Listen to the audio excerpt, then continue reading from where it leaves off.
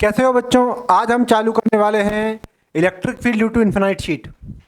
इससे पहले हमने पढ़ा था electric field due to a circular sheet with a finite radius, और इसके बाद हम एक और चीज़ चालू करेंगे, वो है electric field due to solid sphere. ठीक है, आगे बढ़ते हैं हम लोग। Electric field due to a infinitely large uniform charge sheet. ठीक है, यूनिफॉर्म चार्ज शीट। अब क्योंकि यूनिफॉर्म चार्ज शीट की बात हो रही है तो हम एक काम करते हैं, हम लोग ले लेते हैं सिग्मा की surface charge density, surface charge density. Alright, sigma की सरफेस चार्ज डेंसिटी के साथ हम एक शीट लेते हैं, बराबर। देखिएगा जरा, शीट हमने माना ये कुछ शीट है,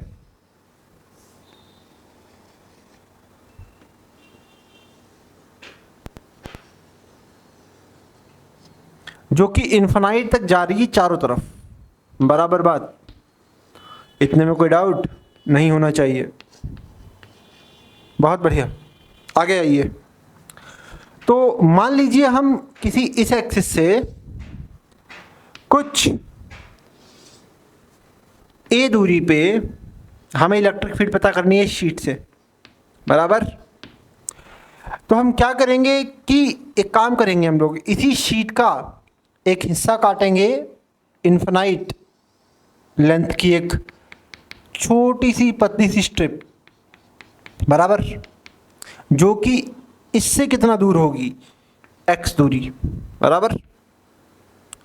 और ये कितनी दूरी होगी, a दूरी। तो इस एक स्ट्रिप की वजह से हमारे पास यहाँ पे कोई एक इलेक्ट्रिक फील्ड आएगी कुछ इस तरह, डी क्यों आएगी? क्योंकि अगर हम इसकी जो स्ट्रेंथ, इसकी जो आपकी विड्थ है, ये हम कितनी काट रहे हैं, ये हम काट रहे हैं dx, बहुत ही छोटी विड्थ, बहुत ही छोटी विड्थ की एक पतली सी स्ट्रिप काट ली मैंने। अब पहले आप यहाँ जाइए, एक चीज़ जरा दोबारा रिवाइज कर लेते हैं। क्या चीज़? कि हमें पता है कि एक इन्फिनाइट वायर जो कि a दूरी पे है, यहाँ पे आपकी इलेक्ट्रिक फील्ड कितनी देता है, 2k लैम्डा अपॉन a, बराबर sir, 2k lambda upon a। यहाँ सर हमको सिग्मा पता है, हाँ सिग्मा अगर पता है तो मान लीजिए अगर ये वायर किसी एक L लेंथ का पोर्शन काटते हैं, उसमें अगर चार्ज Q मिलता है हमको, तो चार्ज Q हमारे पास हो जाएगा सिग्मा L इंटू dx, जो कि एक्चुअली में Q नहीं dq होगा, क्योंकि बहुत छोटी सी विड्थ होगी उसकी, तो छोटा सा चार्ज होगा। अगर हम ये लेंथ अगर इधर ले आते हैं तो हमारे पास dq बाई L आ जाएगा सिग्मा dx, और यही तो हमारा क्या होगा, लैम्डा होगा। आई होप कि आपको इतनी बात समझ में आ रही है, बराबर। तो हमें हमारा लैम्डा मिल गया, बिल्कुल सही बात सर, हमें हमारा क्या मिल गया, लैम्डा मिल गया। ठीक है सर, अब सुनो, ये एक तो इन्फिनाइट वायर है ना, इन्फिनाइट वायर, हाँ, इस इन्फिनाइट वायर की कितनी दूरी पे हम लोग इलेक्ट्रिक फील्ड निकाल रहे हैं? सर आप कहोगे x square plus A square, क्योंकि अगर ये ए है और ये इससे जस्ट 90 पे एक स्ट्रिप काटी हमने, तो ये सीन कुछ ऐसा ही हो गया। अगर ये ए है, ये एक्स दूरी पे है, और ये एक रॉड जा रही है इन्फिनाइट, आपको यहाँ पे बताना है, तो यही तो होगा ना, कितना, x square plus A square, यही तो दूरी होगी। तो जहां हम यहाँ पे ई लिख रहे हैं 2k लैम्डा अपॉन ए, वहां इस लाइन की वजह से हमारे पास कितनी आई इलेक्ट्रिक फील्ड, डी, और वो कितनी आएगी सर? आप कहोगे 2k, लैम्डा हमें पता है, लैम्डा क्या है, sigma dx, sigma dx, yes, upon में क्या होता है, the length from the wire, the distance from the wire to the point. यहाँ distance from the wire to the point कितनी है, यहाँ से लेके यहाँ तक कितनी है, इतनी। तो क्या लिखोगे यहाँ पे, ये सीन समझ में आया? इतना ये सीन समझ में आपको आ जाना चाहिए। तो अगर ये वाली line perpendicular to the sheet है और यहाँ साइड एक डी निकाली, तो क्या हम कह सकते हैं कि अगर ये थीटा है, ये थीटा बनाता है, ये थीटा बनाता है, तो क्या हम कह सकते हैं कि ये क्या चीज़ होगी? D cos theta, V cos theta, theta के पास वाला कॉस। तो इसका दूसरा कंपोनेंट कौन सा होगा सर? वो होगा डी साइन थीटा। हाँ, डी साइन थीटा, बहुत सही। अगर ये पूरी शीट है तो अगर आप ध्यान दो, अगर यहाँ पे एक dx की स्ट्रेंथ काटेंगे x पे और सेम वहीं पे भी dx की काटेंगे स्ट्रेंथ, तो साइन थीटा वाले कंपोनेंट एक दूसरे को कैंसिल कर देंगे। इतनी बात आपको समझ में आनी चाहिए। तो बचा क्या अपने पास? डी। अब हमें पहले तो एक काम करते हैं, डी कॉस थीटा वाला निकालते हैं, यानी कि डी एक्स निकालते हैं। बराबर बात। अगर ये शीट मान लीजिए आपके पास अपनी शीट है ये, ठीक है, और इस शीट से हम इस पॉइंट पे निकाल रहे हैं इस dx कटी हुई एक स्ट्रिप की वजह से, तो ये होगा आपके पास d, तो इसका d cos थीटा ये हो जाएगा ना, और ये क्या रहेगा? d sin theta. अगर सिमिलरली हम यहां पे भी एक dx की काट लें, तो आप ध्यान दोगे कि ऊपर वाला d sin थीटा और नीचे वाला cos थीटा, तो ये दोनों एक दूसरे को कैंसिल कर देंगे। इसका मतलब है कि यहां से इन्फिनाइटली ऊपर और इन्फिनाइटली नीचे जितने भी एलिमेंट्स होंगे dx dx dx dx के ऊपर, dx dx dx dx के नीचे, वो सब क्या कैंसिल आउट कर देंगे? ये वाली इलेक्ट्रिक फील्ड एक दूसरे की। तो हमारे पास बचेगी कौन सी इलेक्ट्रिक फील्ड? सिर्फ जो पूरे इन्फिनाइट प्लेट के परपेंडिकुलर डायरेक्शन में है, डी कॉस थीटा। तो हमें सिर्फ इसी को इंटीग्रेट करना है। बात समझ में आ रही होगी आपके? समझ रहे हो बात आप? बिल्कुल सही। आगे बढ़ते हैं, देखिएगा जरा ध्यान से। इतना सर हमको समझ में आया। तो डी एक्स क्या है? D cos theta. आइए देखते हैं। कॉस थीटा, बिल्कुल सही बात सर। अब सर आप एक तरफ थीटा है, क्योंकि थीटा भी चेंज हो रहा है, यही सिर्फ थोड़ी ना, इसके आगे भी होगी। और सर एक्स भी चेंज होगा, तो एक्स और थीटा में रिलेशन निकाले ना। एक्स अपॉन ए क्या है आपका? Tan theta. तो एक्स क्या हो जाएगा आपका? A tan theta. अच्छा, तो डी एक्स क्या हो जाएगा आपका? A sec square theta D theta. Okay, तो डी एक्स की क्या रखोगे यहाँ पे? A sec square theta D theta रखिए, एक बार रख के देखिए। तो डी क्या आया? 2k sigma A sec square theta D theta divided by X square plus A square. This is cos theta, this is cos theta. अगली चीज अगर आप ध्यान दें, तो a upon X square plus A square की रूट भी cos theta है, तो a upon X square plus A square का रूट भी क्या होगा? Cos theta. रख के देखिए।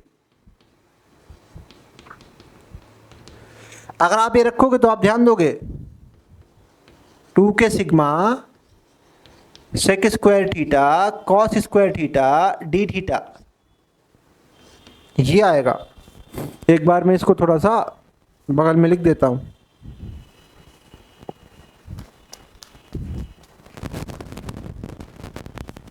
ध्यान दीजिएगा, ये आई होप आपने नोट कर लिया होगा। ओके, ध्यान दीजिएगा।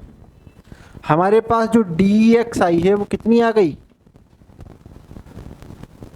2k sigma sec square theta cos square theta D theta.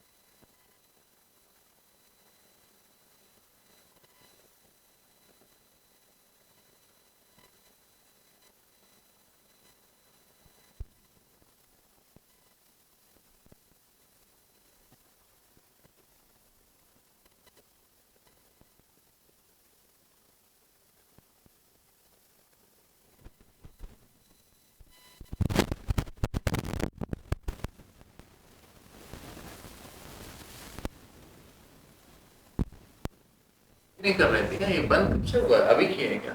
नहीं, हाँ तो हमारे इन्फिनाइट शीट की वजह से क्या इलेक्ट्रिक फील्ड आई थी पहले, ज़रा ध्यान दीजिएगा। अगर हम यहाँ पे ध्यान देते हैं तो क्या आई थी, कुछ ऐसा आया था कि ये मान लीजिए इन्फिनाइट शीट है जो इन्फिनाइट तक एक्सटेंड हो रखी है चारों तरफ से, और आपकी कुछ यहाँ से ए दूरी पे आई थी सिग्मा अपॉन 2 एप्सिलॉन नॉट, बराबर बात। अगर आप ध्यान दो तो क्या ये फंक्शन है ए का, क्या ए पे डिपेंड कर रहा है ये? अगर ए हम इतनी दूरी ले रहे हैं तो क्या ये ए पे डिपेंड कर रहा है? नहीं कर रहा सर। इसका मतलब क्या है? इसका मतलब है कि वो दूरी पे डिपेंड ही नहीं करेगा। इन्फिनाइट शीट से कितनी दूर आप पॉइंट ले रहे हो उस पर वो डिपेंड ही नहीं करेगा।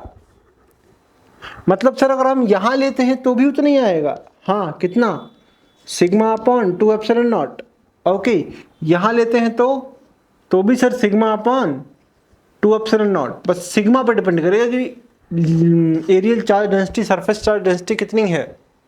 यहाँ बात करें तो क्योंकि हमने ये पॉजिटिव माना था that the sheet is positively charged, तो अगर ये शीट पॉजिटिवली चार्ज है तो इस तरफ कितनी आएगी, sigma upon 2 epsilon not left की साइड, क्योंकि पॉजिटिव शीट है, बाहर की तरफ इलेक्ट्रिक फील्ड भेजेगी अपनी तरफ चारों तरफ, तो कितनी आएगी, इस तरफ आएगी कितनी, सिग्मा अपॉन 2 एप्सिलॉन नॉट इधर की तरफ, और यहाँ पे लेफ्ट साइड में लेफ्ट की तरफ, बराबर बात। ये बात समझ में आ जानी चाहिए। अगर इसी जगह पे मान लेते हैं नेगेटिव शीट होती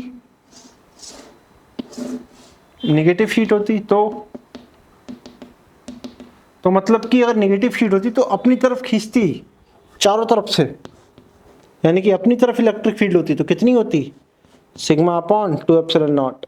यहाँ भी कितनी होती, सिग्मा अपॉन 2 एप्सिलॉन नॉट। मतलब कि अगर पॉजिटिव होती तो बाहर की तरफ और नेगेटिव होती तो अंदर की तरफ। कॉपी करो इस चीज़ को पहले तो, बराबर बात। इस चीज़ को कॉपी करने के बाद हमको सवाल करते हैं। इस चीज़ को कॉपी करने के बाद हम करेंगे कुछ सवाल, ध्यान देना।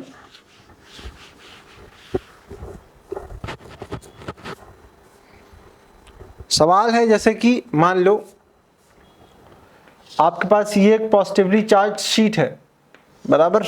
ये क्या है, positively charged infinitely large sheet जो चारों तरफ फैली है, यहाँ भी फैली है ऊपर भी फैली है, बराबर। और उसी तरह से यहाँ पे एक है नेगेटिवली चार्ज शीट, बहुत बढ़िया। तो अगर आपसे कोई पूछे कि यहाँ बताओ इलेक्ट्रिक फील्ड कितनी है, तो आप कहोगे सर हाँ इसका सिग्मा है, ठीक है सर, इसका भी सिग्मा है मान लो, ठीक है। तो यहाँ तरफ पॉजिटिव की तरफ से क्या आएगी, सिग्मा अपॉन 2 एप्सिलॉन नॉट, बहुत सही। और ये नेगेटिव है तो इस नेगेटिव की तरफ से भी क्या आएगी, sigma upon 2 epsilon not. But ये भी कहाँ होगी, इस तरफ ही होगी, क्योंकि ये नेगेटिव है। तो ये रिपेल करेगा, ये अट्रैक्ट करेगा। तो यहाँ पे टोटल कितनी आई, ई नेट, जो कि कितनी आएगी, sigma upon 2 epsilon naught plus sigma upon 2 epsilon naught, which will be equal to sigma upon epsilon naught. अच्छा, सिग्मा अपॉन एप्सिलॉन नॉट, हाँ। तो आप चाहे यहाँ पे पॉइंट लो तो भी उतनी आएगी, आप यहाँ पे पॉइंट लो तो भी उतनी आएगी, क्योंकि डिस्टेंस पे तो डिपेंड नहीं कर रही ना कि आप कहाँ ले रहे हो वो इलेक्ट्रिक फील्ड।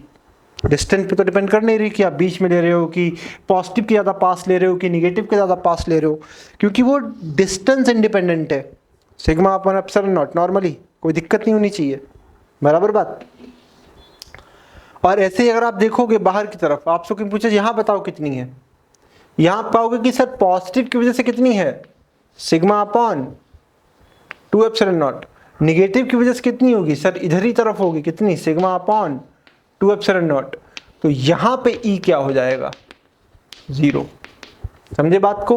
और ये तब है सारे केसेस जब सिग्मा सेम है, सिग्मा डिफरेंट होगा तो बात अलग हो जाएगी। ये कब है, जब सारे सिग्मा सेम है। यहाँ की तरफ बात करो तो सर कहेंगे सर यहाँ निगेटिव करेगा सिग्मा अपॉन 2 एप्सिलॉन नॉट, हाँ, और पॉजिटिव इधर की तरफ लगाएगा कितना, सिग्मा अपॉन 2 एप्सिलॉन नॉट। तो यहाँ भी ई कितनी आई, 0। ये बात आपको समझ में आनी चाहिए। तो अगर हम बात करते हैं, मान लो इन दोनों के बीच में भी कुछ डिस्टेंस रही, मान लो x डिस्टेंस रही, ठीक है, या a डिस्टेंस रही मान लो इन दोनों के बीच में, और आपसे कहा जाए कि इनका ग्राफ ड्रॉ करो कि इलेक्ट्रिक फील्ड कहाँ से कहाँ तक होगी। अब मान लो कि ये आपके पास क्या है, x इक्वल्स टू 0, ये लाइन बीच वाली।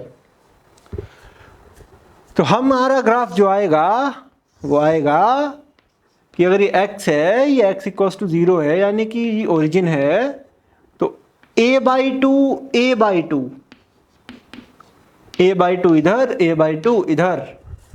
तो इसके अंदर कितनी इलेक्ट्रिक फील्ड थी, सिग्मा अपॉन एप्सिलॉन नॉट। किस तरफ, इस तरफ, तो positive sigma upon epsilon not. ये पॉइंट क्या कहेगा, ये पॉइंट कहेगा sir sigma upon epsilon naught. हाँ, और रीजन के बाहर कितनी है, 0, उधर साइड बाहर कितनी है, 0। उसके बाद हम कहेंगे कि ये ग्राफ आएगा सर, ये ग्राफ। कॉपी करो इस चीज को। So the graph will be like what, the graph will be like what, this and this, where this will be x equals to 0, this will be x equals to minus a/2, and this will be x equals to a/2। Copy करो। और ये electric field की axis है, यहाँ ये कितनी है, sigma upon epsilon not. Mark करो इस चीज को, बराबर बात। इसके बाद हम आगे की कुछ बातें कहेंगे, ध्यान दीजिएगा। आई होप कि आपको ये वाली इलेक्ट्रिक फील्ड समझ में आ गई होगी। ओके, आगे बढ़ते हैं हम लोग, ध्यान दीजिएगा।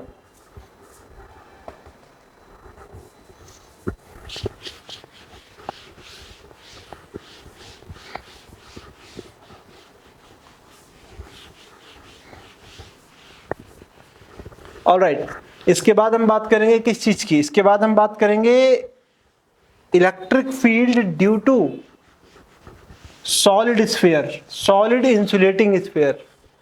पहले एक काम करते हैं, पहले कंडक्टिंग की बात कर लेते हैं, ठीक है, ध्यान दीजिएगा।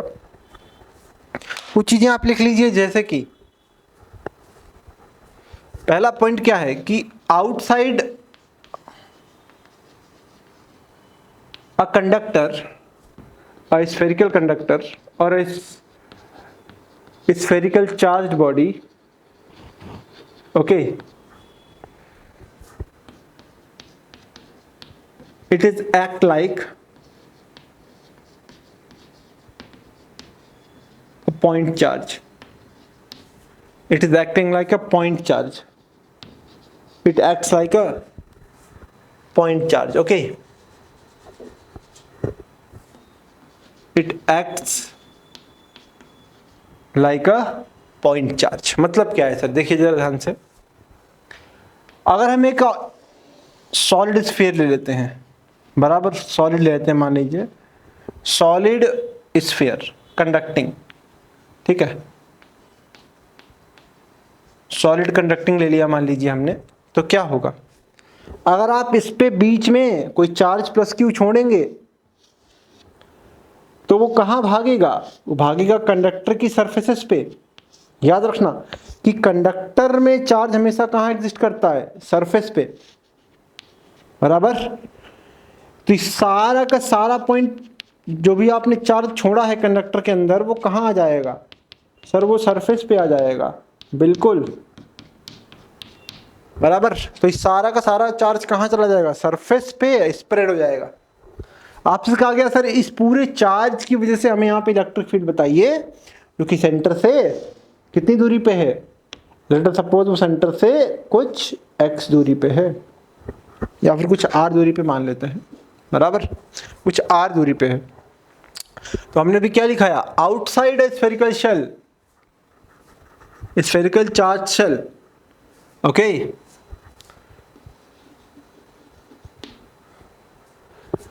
It acts like a point charge. इसका मतलब है कि जो स्फीयर है पूरा, इसके अगर हम बाहर कोई भी पॉइंट लेंगे तो उसके लिए स्फीयर कैसे काम करेगा, बिल्कुल वैसे ही जैसे एक पॉइंट चार्ज करता है with total charge on the sphere. तो हमें यहाँ पे x दूरी पे इलेक्ट्रिक फील्ड बतानी है, तो क्या वो आप निकाल लोगे? इट इज़ वेरी सिंपल, जो कि मैं आपको बता चुका हूँ, KQ/r²। सिमिलरली इस पूरे स्फीयर से भी यहाँ कितनी होगी? KQ/r²। बात समझ में आई? Very simple. ठीक, आगे बढ़ते हैं। आपने कहा ठीक है सर, तो हमारी जो इलेक्ट्रिक फील्ड निकल के आई सर वो आई एक KQ/r²। कब से कब तक? जब तक r जो है वो कैपिटल R से ज़्यादा हो और इन्फिनाइट से स्मॉल हो। मतलब कि अगर इसकी रेडियस कैपिटल R है तो यानी कि इन्फिनाइट से लेके इसके सरफेस तक आपकी इलेक्ट्रिक फील्ड इतनी ही रहेगी। बराबर बराबर बात। इसके बाद आपने कहा सर हाँ हमने ये पॉइंट ले लिया, ये पॉइंट कंडक्टर के अंदर का पॉइंट। आपने कहा सर कंडक्टर के अंदर का पॉइंट ले लिया है, तो अब बताओ कि इस पॉइंट पे इलेक्ट्रिक फील्ड क्या है। तो पहली चीज तो सर देखिए, आप कंडक्टर के अंदर पॉइंट ले रहे हो, ठीक है, तो पहली चीज तो हमें पता है कि E इनसाइड अ कंडक्टर हमेशा 0 होता है। ये मैंने आपको चैप्टर की स्टार्टिंग में बताया था जब मैंने K के बारे में बताया था। ये वाला K नहीं, डाइलेक्ट्रिक कांस्टेंट वाला। बराबर बात। तो E इनसाइड 0 रहता है कंडक्टर के केस में। बराबर बात। तो पहली चीज तो आपको ये चीज समझ में आनी चाहिए। ऑलराइट, तो इसको आप कॉपी करो पहले। कंडक्टर के बाद हम एक और बात करेंगे, सॉलिड कंडक्टिंग शेल। बराबर।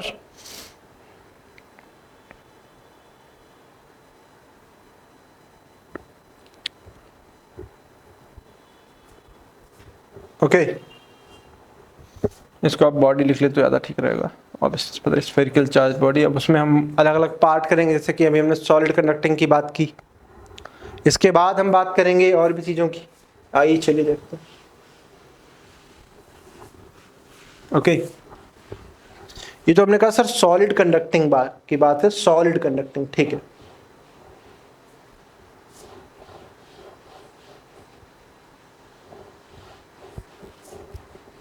इसके बाद अगर हम बात करें हॉलो शेल की, conducting hollow shell. Okay, conducting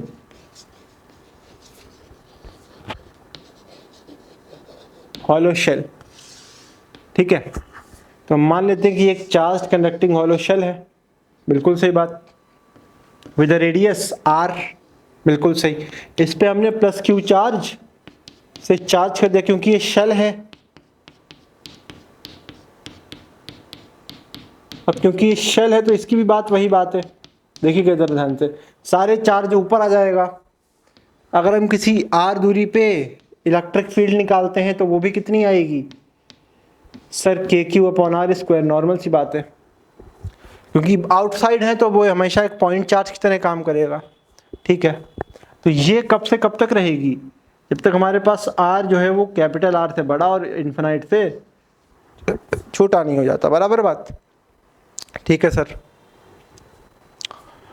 हम अब बात करते हैं सर एक्ट तब क्या होगा जब R छोटा होगा R से।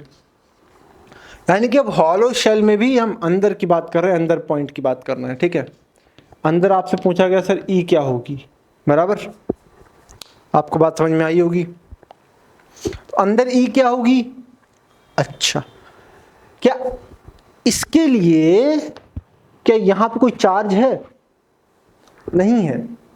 पोटेंशियल से भी हम इसको एक बार समझेंगे कि सर जी यहाँ पे पूरे में पोटेंशियल सेम रहता है। इस पूरे जर्नी में, इस पूरे रीजन में आपका क्या सेम रहता है? पोटेंशियल। इस पूरे रीजन में आपका क्या चीज़ सेम रहती है? पोटेंशियल कांस्टेंट रहता है। इसकी भी बात हम आगे करेंगे। अगर यहाँ पे पोटेंशियल कांस्टेंट रहता है तो हमारे पास एक रिलेशन होता है कि E = dV/dr। जहां पे dv अपॉन dr फिर 0 हो जाएगा क्योंकि v कांस्टेंट है, तो इसीलिए अंदर पूरे रीजन में क्या चीज 0 हो जाएगी, e। तो अंदर में e क्या हो जाएगा, 0। ये एक्चुअली में दो तरीके से भी सॉल्व हो सकता है, एक गॉस लॉ और एक पोटेंशियल वाला लॉ। ठीक है, गॉस लॉ से भी हम e को 0 आ सकते हैं और पोटेंशियल से भी। पोटेंशियल और e में जो बेसिक रिलेशन होता है उसकी डेफिनेशन से भी हम क्या कह सकते हैं कि यहाँ पे e 0 होगा इस पूरे रीजन में। समझ गए बात को? तो ये सीन आप कॉपी कर लीजिए एक बार।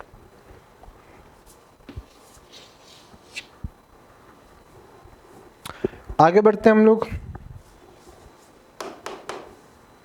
बराबर बात, आगे बढ़ते हैं, आइए।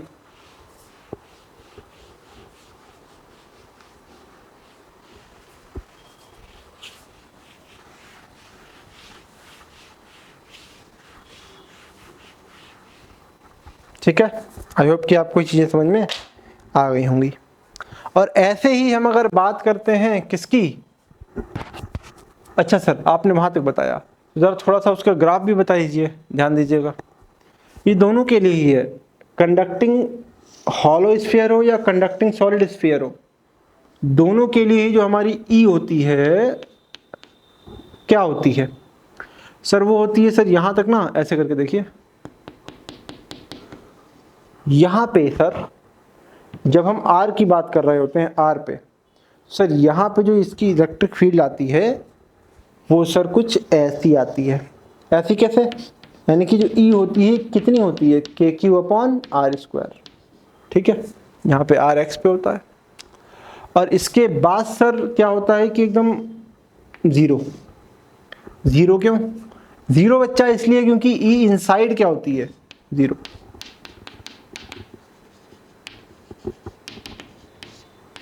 ई इनसाइड क्या होता है, 0 होता है, बराबर।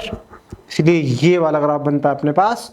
और आर में डायरेक्टली कितनी इलेक्ट्रिक फील्ड होती है जाके, sir K Q upon R square. यहां पे आर क्या होता है, रेडियस ऑफ स्फीयर।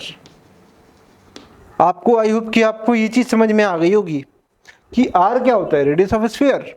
और आर पे ही कितनी इलेक्ट्रिक फील्ड होगी, के क्यू अपॉन आर स्क्वायर। उसके बाद आर स्क्वायर से डिप्लीट करेगी, एफ की बात आपको समझ में आ गई होगी।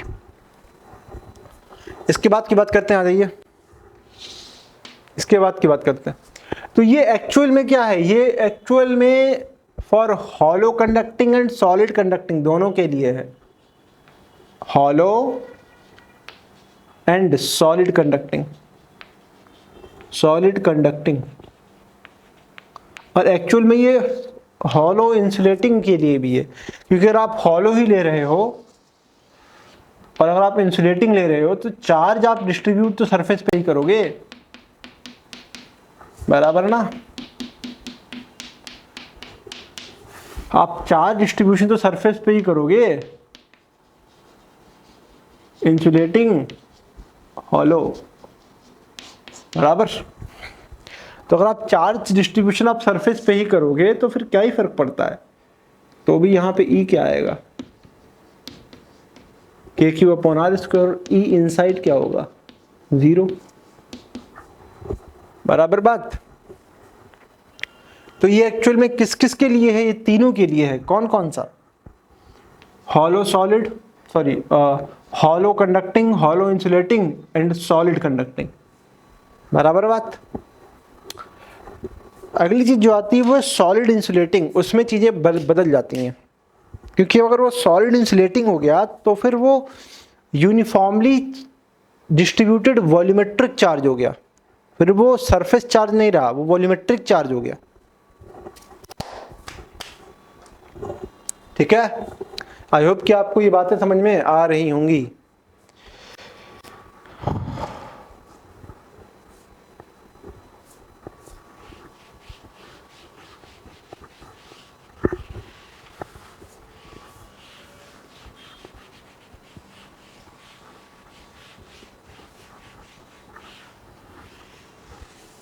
ऑल राइट, आगे की बातें करते हैं। देखिएगा आगे बहुत सी चीज़ें हैं जो हम आपको बताना चाहेंगे, ध्यान दीजिएगा।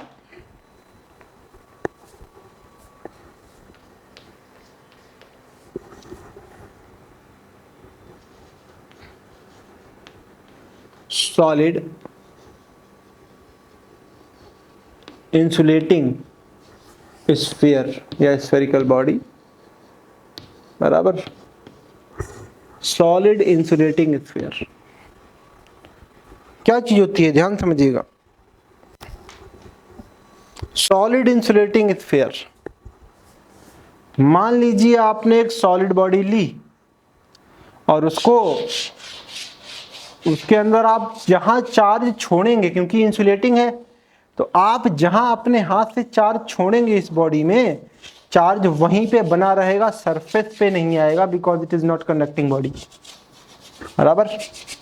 तो आपका ये चार्ज पूरा का पूरा कहाँ रहेगा, बॉडी में डिस्ट्रीब्यूटेड रहेगा, वॉल्यूम में डिस्ट्रीब्यूटेड रहेगा, क्योंकि ये एक इंसुलेटिंग बॉडी है। जहां चार्ज आप इसका छोड़ देंगे पूरी की पूरी बॉडी वहीं पे चार्ज होल्ड किए रहेगी। आई होप कि आपको बात समझ में आ गई होगी बराबर। तो आइए फिर इसमें कुछ चीजें हैं, ध्यान दीजिएगा।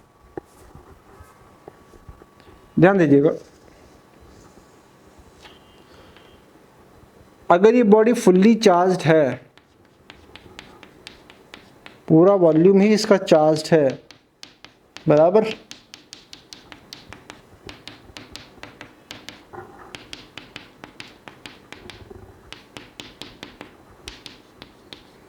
बराबर बात, ऐसे करके ध्यान दीजिएगा। तो फिर अगर हम इससे किसी r दूरी पे बाहर की बात करें तो अभी भी ये एक पॉइंट चार्ज की तरह ही एक्ट करेगा।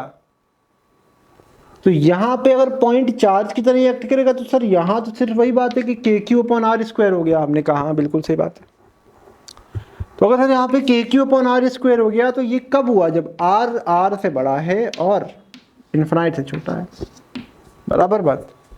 ये r बराबर भी है, ठीक है। अब हम बात करेंगे अंदर की। किसी स्मॉल r दूरी पे अब कोई पूछे सर यहां पे बताओ इलेक्ट्रिक फील्ड क्या है, तो पहली बात जान लो कि इस स्फीयर के बाहर जितना भी चार्ज है, क्या उसकी वजह से यहां इलेक्ट्रिक फील्ड होगी? नहीं होगी, क्योंकि वो एक तरह से शेल के अंदर है, उस चार्ज के शेल के अंदर है, इस चार्ज के शेल के अंदर है ये पॉइंट। तो किसकी बात करेंगे हम लोग बात करेंगे कि ये वाला चार्ज कितना है, ये चार्ज। तो जो भी इलेक्ट्रिक फील्ड होगी इस पॉइंट पे वो किस चार्ज की वजह से होगी, इस अंदर वाले चार्ज की वजह से। और ये अंदर वाला चार्ज कितना होगा, अगर ये रेडियस r है तो ये सर अंदर वाला चार्ज होगा। इसके लिए हमें एक और चीज कंफर्म करनी पड़ेगी, वो होगी रो, जो कि क्या होगा Q/4/3 पाई R³। और इसमें अगर हम कोई चार्ज मान रहे हैं, let us suppose this is positive Q, और यहां पे अगर हम कोई चार्ज मान रहे हैं तो let us suppose it will be small q, which will be equals to what? So that will be equals to rho into 4/3 pi x³ या पाई स्मॉल r³। तो ये कितना है सर, ये है आपका Q/4/3 पाई, ओके, R³। ओके, ऊपर वाला क्या है 4/3 पाई स्मॉल r³। तो 4/3 to 4/3 तो सर कैंसिल हो गया। हमने कहा हाँ सर। तो आपको सिर्फ कितना करना है सर, ये जो Q चार्ज है ना, स्मॉल Q, और ये छोटा सा r रेडियस पे जितना चार्ज है, इस पे चार्ज कितना होगा स्मॉल Q। तो आप में बस यहाँ पे बताना है सर। तो यहाँ पे एक्चुअल में होगा कितना, K/Q/। तो यहाँ पे हमें बात करनी है इलेक्ट्रिक फील्ड की। तो यहाँ पे कितनी हो जाएगी सर आपने कहा KQ/r²। हाँ बिल्कुल सही बात सर, क्योंकि small r is the radius of this inside sphere, छोटे से स्फीयर का। यहाँ पे आपकी कितनी आएगी सर, आपने कहा सर KQ/r², ई इनसाइड। हाँ सर KQ/r²। स्मॉल q क्या था सर, स्मॉल q ये था कितना, स्मॉल q था सर Q/r³ R³। हाँ सर, रखो यहाँ पे।